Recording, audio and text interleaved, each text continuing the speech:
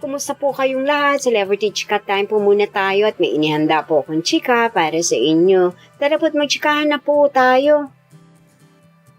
Asia's multimedia star na si Alden Richards, nakababatang kapatid na si Angel Fulkerson, sinusundan ng kanyang yapak sa pagiging runner.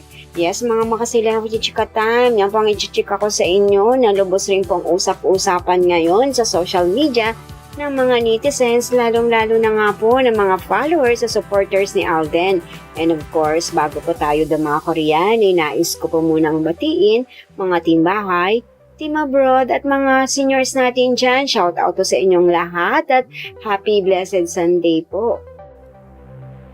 Sa ibinahagi nga po sa social media na nakababatang kapatid ng Asia's multimedia star na si Alden at ni Daddy Bay ay 4:47 pa lamang po ng umaga ay nasa Ayala Land na po ito para nga po sa isang fun run activities. Yes po, mukhang nahihilig na rin po itong si Angel Fulkerson ng hobby na pagtakbo katulad ng kanyang Kuya Alden.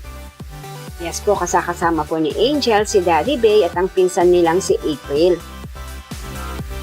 At ayan, manang-mana nga po itong si Angel Fulkerson sa kanyang Kuya Alden dahil nakakuha pa po ito ng karangalan sa kanyang pagtakbo. O di po ba? Talaga naman nga po kasing husay po siya ng kanyang Kuya Alden sa pagiging runner. O di po ba? First time pero nakakuha agad ng karangalan. Ibang klase po din talaga itong si Angel.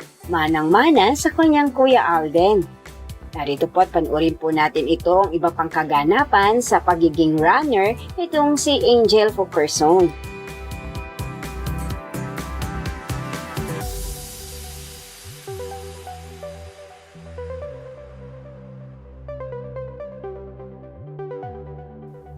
Yan po ang aking chika updates for today. Salamat po sa inyong panonood. Huwag po kalimutang mag-subscribe. Pwede po mag-comment sa ibaba. Basta't wag lamang po harsh o nakakasakit sa isa't isa. Salamat po muli. Spread love, not hate.